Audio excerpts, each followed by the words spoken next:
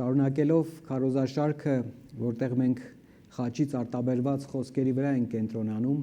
այսօր 3 խոսքերի մասին պետք է մտածենք, որ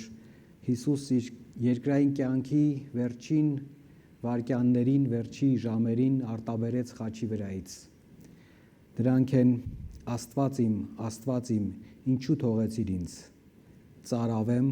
եւ կատարվեց։ Սրանց մասին մտածելուց մենք սկսում ենք մի իրավիճակ նայել, որ գավաթների մասին է։ Գեթսեմանի գավաթից դեպի հաղորդության ու սիրո բաժակը, որոնց մեջտեղում խաչն էր, որ Գեթսեմանի այդ դառնության, այդ ահավոր բաժակը, որ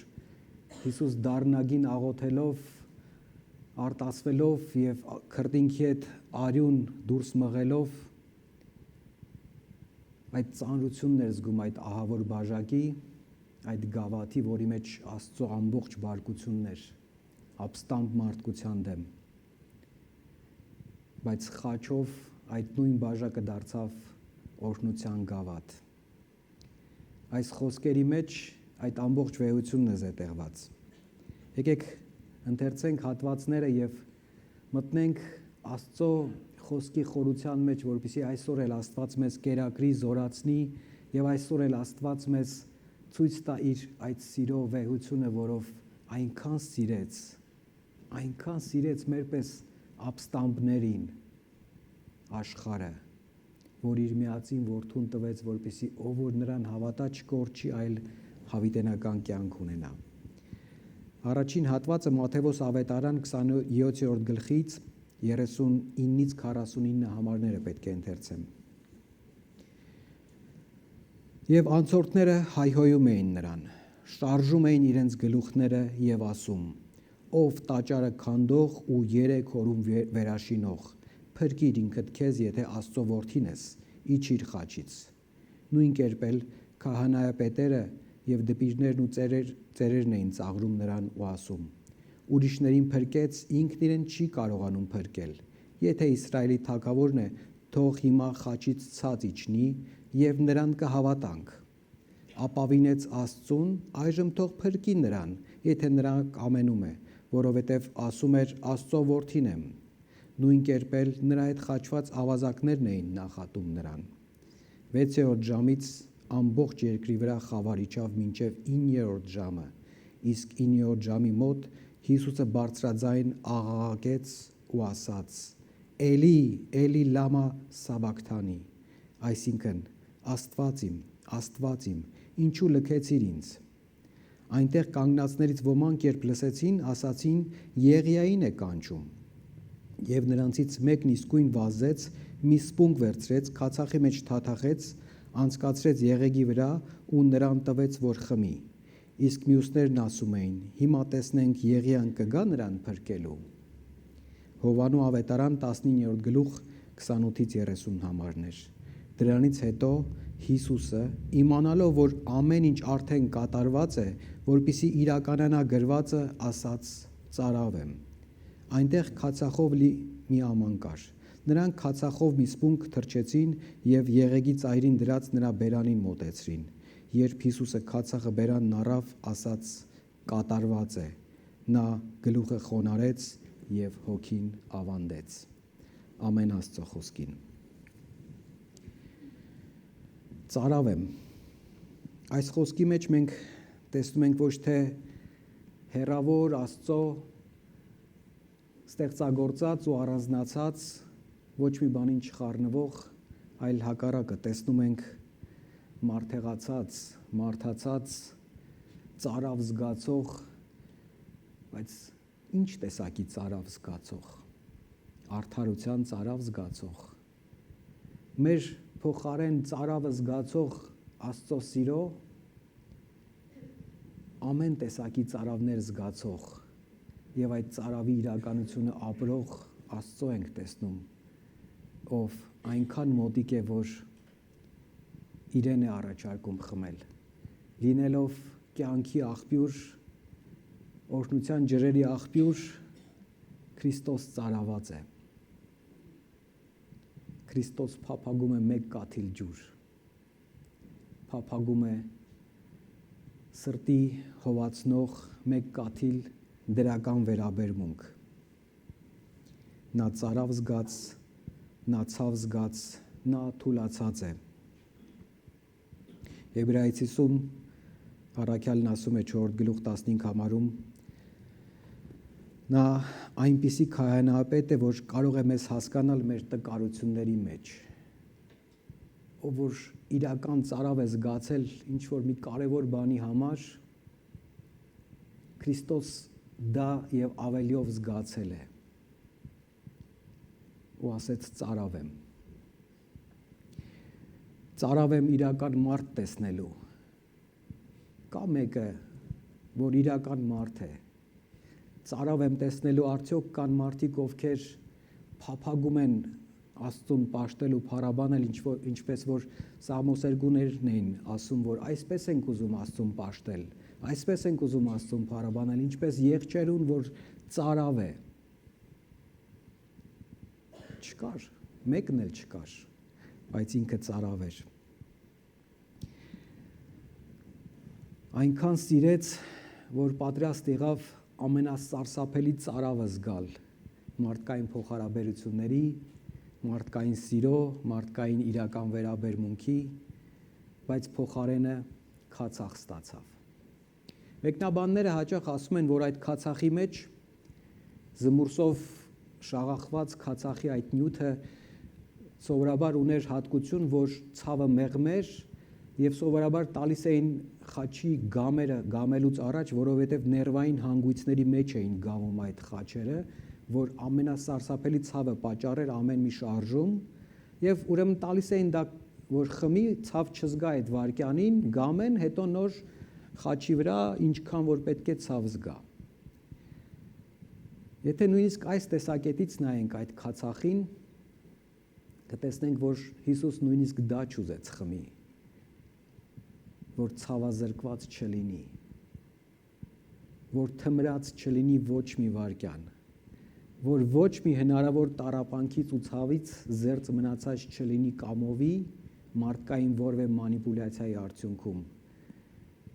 այլ ամեն բան զգա,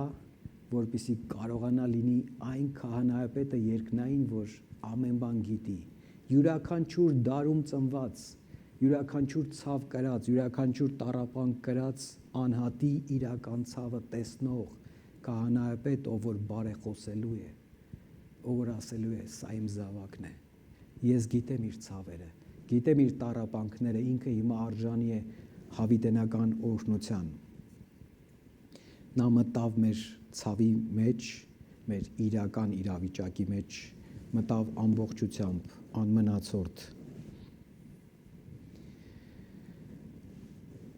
Բայց խաչի վրա ամենաուժեղ ճիչը արձակեց Հիսուս ասելով Աստված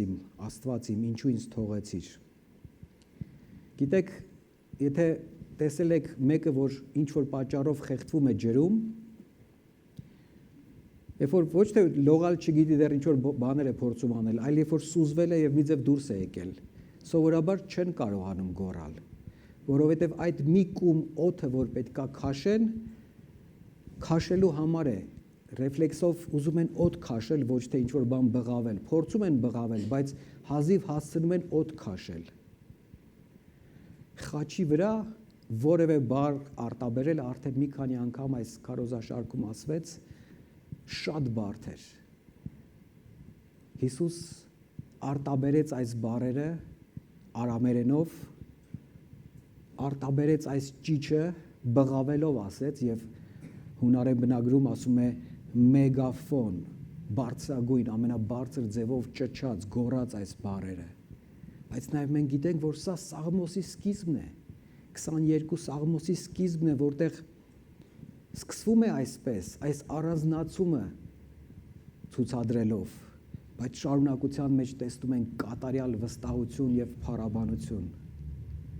Հիսուս սկսեց Սաղմոսով ավարտել, որը այնքան մարգարեական խոսքեր ուներ, որ այդ Սաղմոսը ներկայացնում էր, թե ինչպես պետքա գլուխները շարժեն այդ անցորդները, ինչ տեսարան պետքա փնտրեն, ինչպես պետք է հագուստների վրա վիճակ գցեն։ Կարծես Դավիթը մարգարեական տեսիլքով արդեն այս ամեն ինչ չտեսել էր, Սաղմոսում գրել էր, բայց Հիսուս խաչի վրայից տեսնում է նաև, որ այդ ամենը հստակ իրականանում է, այդ ամենը ամբողջացավ, այդ ամենը քաոսի արդյունք չէ, այդ ամենը Աստծո մեծ ծրագրի ամբողջական իրականացումն է։ Աստված իմ, ինչու թողեցիր ինձ։ Երբ որ մենք սրա մասին մտածում ենք ու կարող է գնանք մի ծայրահեղության, որ մտածենք արդյոք Սուրբ Երրորդության մեջ բաժանում տեղի ունեցավ։ Որովհետև ոնց կարող է ամենակատարյալ ամրության մեջ, որ Սուրբ Երրորդությունն է, Աստծո կատարյալ սիրո այդ դրսևորման մեջ ինչ որ բաժանում լինել։ Բաժանում չկա, բայց մեղքի պատճառով մարդեղացած Հիսուս զգում է այդ ահավոր անջրպետը, որ կա իր եւ հոր առջև, իր եւ հոր միջև։ Նույնիսկ Սաղմոսը, եթե բառացի վերցնենք, տեսնում ենք, որ սա էլ այն ահավոր ցավն էր, որ հոգեպես տառապանք էր պատճառում, որովհետև կատարյալ սուրբ է Աստված եւ ոչ մի անսուրբ բան երբեք չի կարող իր շուրջ գոյություն ունենալ։ Աստծո այդ սրբության ճառակումը ոչնչացնում է անսրբությունը, բայց կա զոհ, կատարյալ մեկը, ով որ երբեք ոչ մի մեղք չգործեց, եւ այդ զոհը կարող է կրել ամբողջ մարդկության մեղքը, եւ այդ մեղքը այնքան ահարկու է, որ անջրպետ է ստեղծում։ Յուրաքանչյուր մեղքն է այդպիսին։ Ամենափոքրն իսկ, որ մենք ենք կարող դասակարգել փոքր եւ մեծ, բայց դրանք փոքր եւ մեծ չեն լինում։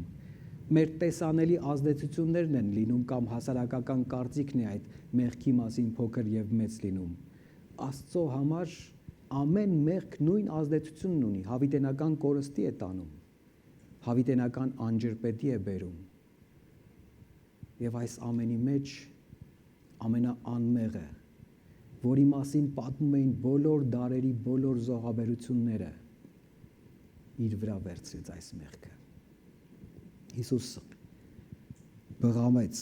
գոչեց այդ ահավոր տառապանքի մեջ, բայց այդ գոչումի մեջ սաղմոսերկություն կար։ Երկրորդ Կորինթացիս 5-րդ գլուխ 21 համարն ասում է, որովհետև Աստված նրան, որ մեղք չէր ճանաչում, մեզ համար մեղավոր արեց, որպեսզի մենք նրանով Աստծո արդարները լինենք։ Միայն այս գաղափարը, եթե կարողանանք ներառել մեր մեջ, նրան, որ մեղք չէր ճանաչում, նրան, որ որևէ մեղք որևէ դրվագում չգործեց, նրան, որ ամեն հնարավոր կերպով չարի կողմից փորձվեց եւ նույնիսկ խաչված ժամանակ այդ որ այդքանն ասում էին, այ եթե այսպիսին է թող իջնի, ամենամեծ գայթակղությունն էր, չարի ամենամեծ փորձություններն էին հենց այդտեղ զետեղված, վերջի պայքարն էր մղում, վերջի ճակատամարտն էր տալիս, որովհետև տեսնում էր, որ պարտվում է բոլոր հնարավոր միջոցներով, աչից կախված, ձախից կախված ավազակների միջոցով, անցորդների միջոցով, քահանայապետերի միջոցով, զինվորների միջոցով փորձում էր ասել, լավ հերիք է, այստեղ հասար, արդեն խաչված ես, ես գիտեմ, որ կարող ես իջնել, դե հրաշք գործի, իջիր, տեսակ, որ նույնիսկ ասում էին, այ եթե իջնի, հիմա կհավատանք, չէին հավատա։ Ղազարոսի առակի վերջաբանում հիշում եք, որ ասում է, այ եթե մեռելներից մեկը հարություն առնի եւ գնա եղբայրներից պատմի, որ հարություն կա, կհավատան։ Եվ Աբրահամը առակում ասում է, նրանք հնգամածյանը ունենալով ամբողջ Աստծո խոսքը այդ ժամանակվա համար եղած ունենալով գիտեն Աստծուն, բայց չհավատացին, ուրեմն եթե մեռելներից մեկն էլ հարություն առնի, չեն հավատա։ Եթե Հիսուս այդ դրվագում էլ իջներ, հրաշքի կհավատային, բայց հավիտենական փրկչին, իրական Աստծուն մարդեղացած,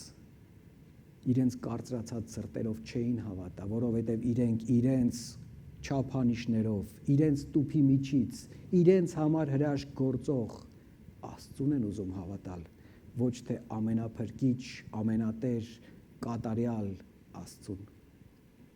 Եվ ասում եմ իրենք, բայց մենք էլ ենք նույնը։ Մեր աղոթքներում հաճախ մենք ուզում ենք, որ Աստված մեր ուզածն անի, Աստված մեր ձևով գործի, մեր կախարդական փայտիկը լինի Հիսուս անունով։ Եվ այդպես հեշտ է։ Պատասխանատվություն չունես, բայց ունես հնարավորություններ ի վերուստ եկած փոխել մարդկային պատմությունը։ Հիսուս մենակ փոխեց խաչի վրա, մեր բոլորի այդ գորոզ դիրքը իր վրա վերցնելով, հավատք շնորելով եւ այդ հավատքի արդյունքում փրկություն շնորելով։ Այս ամենը պատահական չէր։ Սաղմոս 22-ը այնքան հստակ էր նկարագրել, որ ասում էր 7-րդ համարում օրինակ. բոլոր ինձ տեսնողները ծաղրում են ինձ, բացում են իրենց շրթունքները եւ իրենց գլուխները շարժում, ասում են. նա հուսած Տիրոջը թող ազատի դրան, թող փրկի, որովհետեւ հավանել է դրան։ Տեսնում եք, որ նույնը կատարվում էր խաչի մոտ։ Հիրավի դու ես, որ հանել ես ինձ իմ մոր արգանդից, դու եղար իմ հույսը, մորս կրծքի վրա եղած ժամանակ։ Իմ մոր արգանդից ես հանձնված եմ քեզ, իմ մոր փորից դու ես իմ Աստվածը։ Մի հեռացիր ինձնից, որովհետև մոտ է նեղությունը, որովհետև օգնող չկա։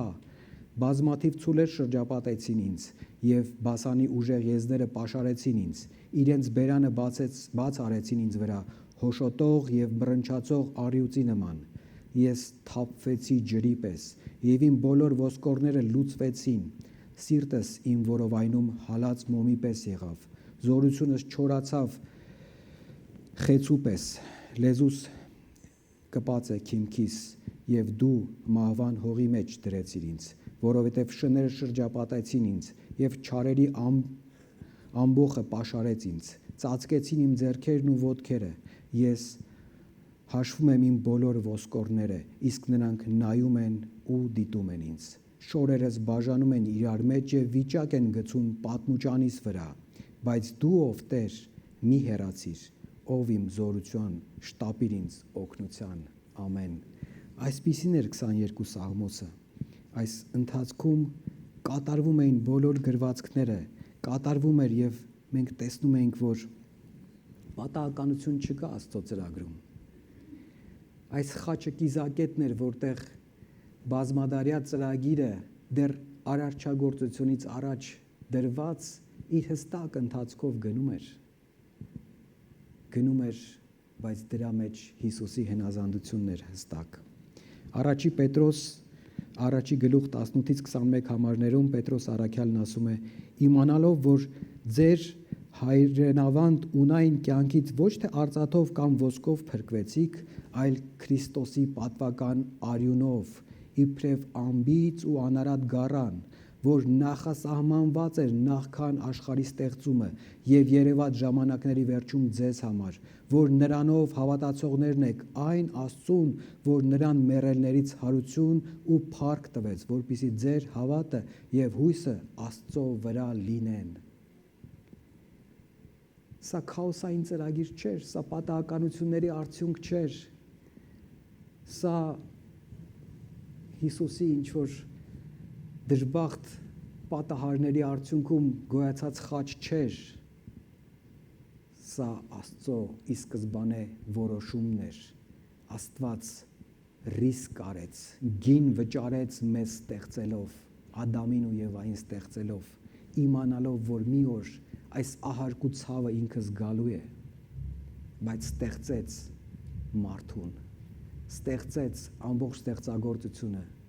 թույլ տվեց ազատ կամք ունենալ եւ դա մեծագույն սիրո դրսևորումն էր, բայց թույլ տվեց, որ նաեւ այս կետում Աստծո սերն ու արդարությունը իրար հետ հանդիպեն խաչի վրա։ Սա այն կետն էր, որտեղ դրանք հանդիպեցին եւ հանգուցալուծվեցին Հիսուսի հեղված արյամբ, Հիսուսի տրված մարմնով։ Հիսուս արտաբերեց, կատարվեց, կատարված է։ Սա հատուկ տերմին է, եթե հունարենով ասենք տետելեստայի կանվանենք։ Այսպիսի բառ 3 պարագաներում էին ասում։ Ասում էր աղախինը, ծառան, երբ որ հանձնարարություն էր ստացել, ամբողջությամբ իրականացրել էր ու գալիս էր հաշվետվություն տալու, գալիս էր ու ասում էր վերջ, կատարված է, ամբողջովին արված է գործը, բան չմնաց տակը։ Այս մի բառով հստակ էր, որ հավատարիմ ծառա է, ինչ որ ասվել է, ամբողջովին արվել է։ Հաջորդը կատարվում էր, երբ որ պարտ կար, պարտամուրհակ էր գրված եւ կավի կնիքով էր արվում կամ զմուրսի կնիքով էր արվում, որ այսքան պարտ կա։ Երբ որ ամբողջովին վճարվում էր, վրա նոր կնիք էր դրվում, որ այս բառն էր գրվում, կատարված է։ Ոչ թե Հիսուս ասեց, ցավերս այնքան շատ են, վերջ, արդեն տեղ հասա, կատարված է։ Այլ ասեց, որպես հավատարիմ զավակ ամբողջովին արեցի, ինչ որ պետք է անեի։ Պարտքի իրականության մեջ ասեց, ամբողջովին վճարված է, իմ եւ քո բոլոր ժամանակներում գործած հնարավոր բոլոր տեսակի մեղքի համար ամբողջովին վճարված է։ Պակաս չկա, տակը մնացորդ չկա, մեր անելիքը չկա, ամբողջովին վճարված է։ Եվ երրորդ պարագան, որ այս բառը արտաբերվում էր, սա ռազմական կոնտեքստում էր լինում, երբ որ պատերազմ էր, ճակատամարտ էր եւ վերջնական հաղթանակ էր լինում, զորահրամանատարը այս բառն էր գործածում։ Ասում էր ավարտված է, կատարված է, վերջ։ Այդ այսօր շատերն են նման տերմիններ գործածում, չմտնենք այդ դաշտի մեջ,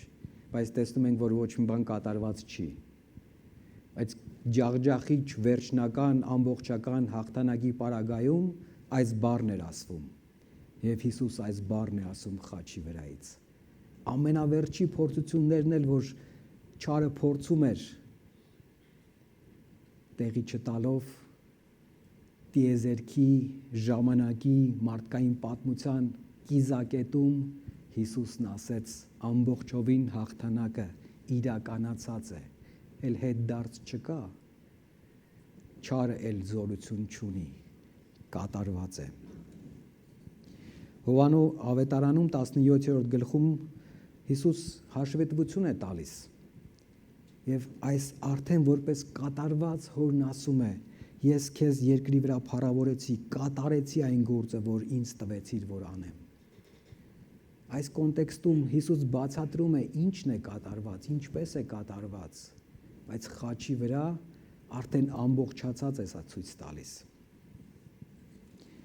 Կողոսացիների նամակում երկրորդ գլխում 13-14 համարներում առաքյալը այսպես է գրում. Եվ ձեզ, որ մի ժամանակ մեռած էիք մեղքերի ու ձեր մարմնի անթլպատության մեջ, իր հետ կենդանացրեց մեր բոլորի հանցանքները ներելով եւ ջնջեց մեր դեմ դատավճռի ձեռագիրը եւ այն մեջտեղից վերացրեց ու խաչափայտին գամեց։ Հռոմեացի զինվորները մտածում էին, թե Հիսուսին ցավ պատճառելով մարմինն են գամում խաչին, բայց Աստծո պարադոքսալ դրվագներով Աստված մեր մեղքերի պարտամուրհակն էր գամում խաչին, որ Հիսուսն ասեր կատարված է։ Մեր դեմ գրվում էր պարտամուրհակ, այն օրը բամբասեց, այն օրը գոռոզացավ, այն օրը տեսավ, որ կարող էր լավ բան անել, չարեց, այն օրը մտածում էր մենակ իր շահի մասին, այն օրը այս մեկի մեքենայի դեմը քաշեց, իրան ցավ պատճառեց, այն մեկ օրը կոպիտ խոսեց ծնողի հետ, այն մեկ օրը մեկ բաժակ ջուր կարող էր տալ Քրիստոսի անունով, բայց նախընտրեց հեռախոսով խաղալ։ Ու տենց պարտամուրակը կիլոմետրերով գրվում է։ Մտքերը եթե հաշվի առնենք։ Բայց այդ ահռելի պարտամուրակը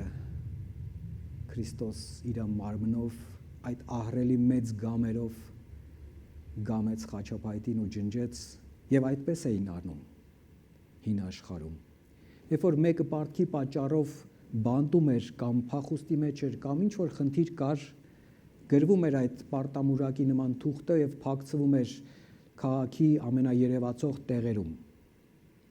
Բայց երբ որ վճարվում էր, պատրվում էր հին պարտամուրակը եւ տեղը գրվում էր, որ ամբողջովին վճարված է։ Այս մարդը այլևս չի փնտրվում, այլևս իրան մի որոնեք, այլևս իրան մի հալածեք, ամբողջովին վճարված է։ Հիսուս երբ որ ասեց կատարված է,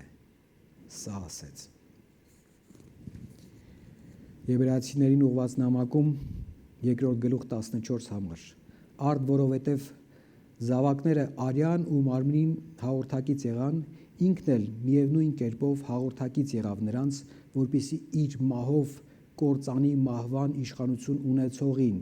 այսինքն սատանային, եւ ազատի նրանց, ովքեր իրենց ամբողջ կյանքում գերված էին մահվան ահից։ 17 համարը։ Ուստի պետք էր, որ նա ամեն ինչով եղբայրներին նմանվեր, որպեսզի ողորմած լիներ եւ հավատարիմ քահանայապետ Աստծո առաջ, որպեսզի ժողովրդի մեղքերը քավեր, որովհետև ինչպես որ ինքը չարչարվեց ու փորձվեց, այնպես էլ կարող է օգնել փորձության ենթարկվածներին։ Այստեղ առաքյալը շատ հստակ ցույց է տալիս, որ մահը պարտվեց։ Ցույց է տալիս, որ մահվան այդ իրականությունը կրողը ամբողջովին պարտվեց եւ ինչպես էր գերել ամբողջ մարդկությանը, մահվան վախով էր գերել, բայց Հիսուսը իր մահով ջնջեց մահվան վախը, որովհետև հարություն առավ։ Մեր բոլոր վախերի ետևում, եթե խորանանք, հենց մահվան վախն է, բայց հենց դա ջնջեց, ամբողջովին ազատագրեց մեզ։ Երբ որ Հիսուս հռչակեց, որ կատարված է, սրանով հռչակեց, որ փրկության գործը ավարտված է։ Փրկության գործը ինքը իրենով ավարտին հասցրեց։ Մեղքի վարձքը ամբողջովին վճարված է։ Հաղթանակը ամբողջովին իրականացած է։ Դառնության բաժակից դեպի օրհնության բաժակ։ Գեթսեմանում Հիսուսը աղոթեց. թող այս բաժակը հեռանա ինձնից։ Թող այս բաժակը հեռանա ինձնից, բայց հոժար գտնվեց այդ ահավոր բաժակը, որ մենք չենք կարող պատկերացնել դրա դառնությունը։ Դա այդ լեղի քացախը չէր։ Դա միայն այդ համը չէր։ Դրա մեջ այս ամբողջ դարավոր մեղքերի ցավի ճաշակումն էր զետեղված եւ ահավոր ցասումը Աստծո ամբողջ բարկության։ Այդ աղոթքը այդ խորությունն ուներ։ Դրա համար ասում էր, թող այս բաժակը հեռանա ինձնից, բայց խաչի վրա նա խմեց այդ բաժակը մինչև վերջ։ Այդ քացախը չխմեց, բայց դառնության բաժակը մինչև վերջի կաթիլը խմեց, որպեսզի մեզ փոխարենը կարողանա օրհնության բաժակը տալ։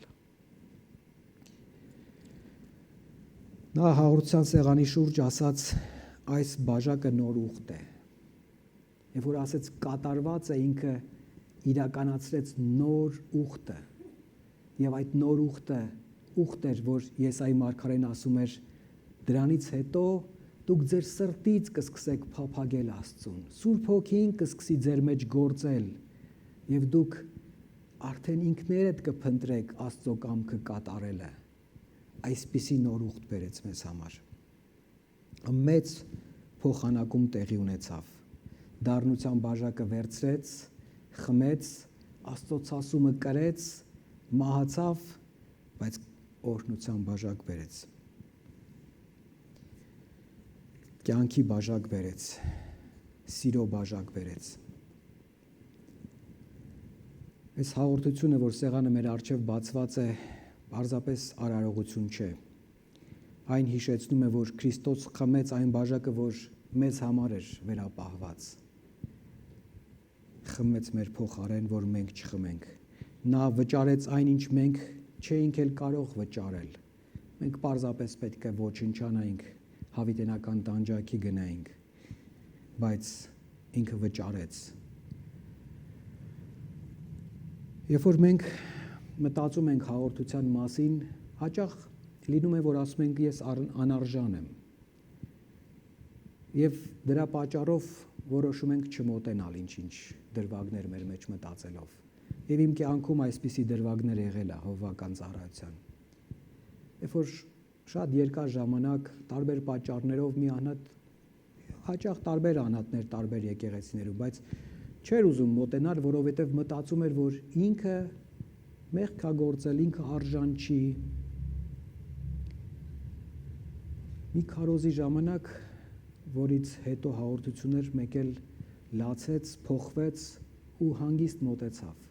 որտեվ ասեց հետո ինձ, որ ես հասկացա, որ իմ արժանինքներով չեմ կարող երբեք մոտենալ,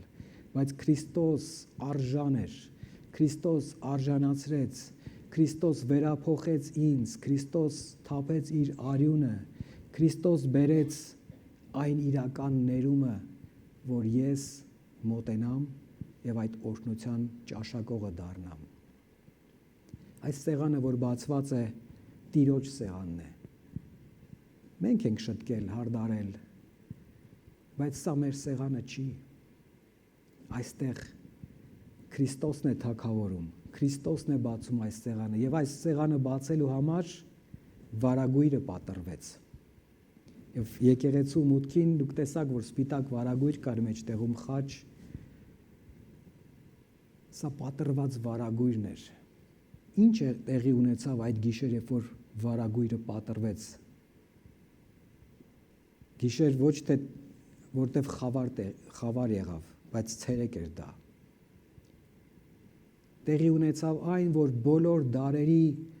զոհերի իմաստը կորավ, իրական զոհը զոհվեց։ Բոլոր զոհերը պատմում էին Քրիստոսի զոհի մասին։ Վարագույրը պատրվեց, դեպի Աստծո սեր, դեպի Աստծո ամբողջական ներկայություն, դեպի սրբության սրբոց մուտքը բացվեց, սեղանն էլ բացվեց որպես այդ խորհրդանիշ։ Քրիստոս իր կյանքը տվեց, որ այս սեղանը իրական լինի։ Այս սեղանը դառնա օրհնություն, այս գինին դառնա օրհնության գինի։ Նույնիսկ եթե մի անգամ քացախի համ գա, միևնույն է դա օրհնության գինի է, միգուցե հանկարծ հին գինի լինի, դա խնդիր չի, դա օրհնության գինի է, որովհետև հիշեցնում է, որ վճարված է, կատարված է, որովհետև հիշեցնում է, որ Աստված ամեն բան արեց, որ այդ օրհնության մուտքը մեզ համար բաց լինի։ Այդ հացը որ կա, հիշեցնում է ու խոսում է վկայուն ձևով, որ Քրիստոս իր մարմինը արդեն տվել է ամբողջությամբ եւ կերակրում է այսօր մեզ, սեր է ցույց տալիս, հոգատարություն է ցույց տալիս։ Դրա համար ասեց, արդեն կատարված է, արդեն հաղթանակը իրական է, արդեն ամեն բան վճարված է։ Մենք մտածելու խնդիր չունենք։ Հիսուս այդ ահավոր ծարավը զգաց, բայց դրա փոխարեն մեզ բերեց ուրիշ տեսակի լավ ծարավ փափագելու այս հաղորդությունը, փափագելու իրեն, փափագելու այդ կենաց աղբյուրից խմելու հնարավորությունը։ Ինքը ծարավ զգաց, իրեն չհագեցրին, բայց ինքը մեզ տալիս է ծարավ, որին ինքը հագեցնում է մեր միջից բխեցնելով կենդանի ջրի աղբյուրներ, ինչպես Սամարացի կնոջը խոստացավ։ Արդյոք ծարավ ենք մենք այսօր այս հաղորդությանը։ Արդյոք մենք այդ ծարավով ենք եկել, որ Քրիստոսի կենդանի ջուրն ենք խմելու այս հաղորդության ընթացքում, օրհնության բաժակն ենք առնելու հաղորդության ընթացքում։ Նա ծարավեց, որ մենք երբեք չծարավենք։ Երբ որ մենք մոտենում ենք այս հաղորդության սեղանին, մենք չենք գալիս, որովհետև արժանավոր մարդիկ ենք, ոչ։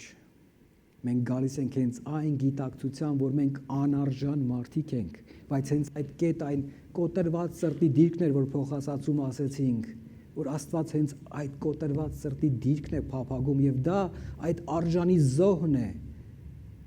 որը ինքը փափագում է տեսնել, որպեսզի տա այդ սերը, անմնացորդ սերը։ Մենք չենք ստանում քացախ, մենք ստանում ենք կյանքի բաժակ։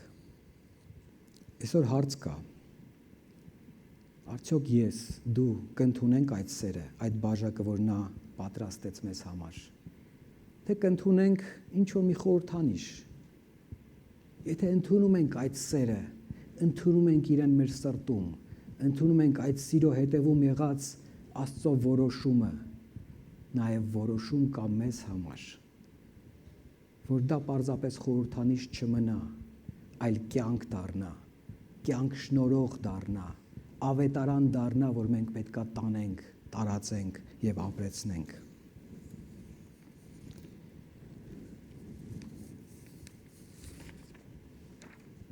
Կատարվեց,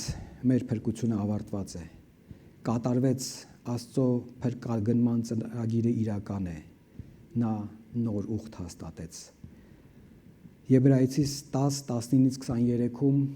այսպես է ասում. Արդ եղբայրներ, քանի որ համարձակություն ունենք մուտք գործելու սրբարան Հիսուսի արյամբ, որը մեզ համար նոր ու կենդանի ճանապարհ բացեց վարագույրի միջով, որ իր մարմինն է, եւ մի մեծ քահանայապետ ունենք Աստծո տան վրա, նրան մոտենանք ճշմարիտ սրտով, լիակատար հավատով, մեր սրտերը չար խղճմտանքից մաքրված ու մեր մարմինները մաքուր ջրով լվացված, աննկուն պահենք հույսի դավանությունը, որովհետև խոստացողը հավատարիմ է։ Ամեն։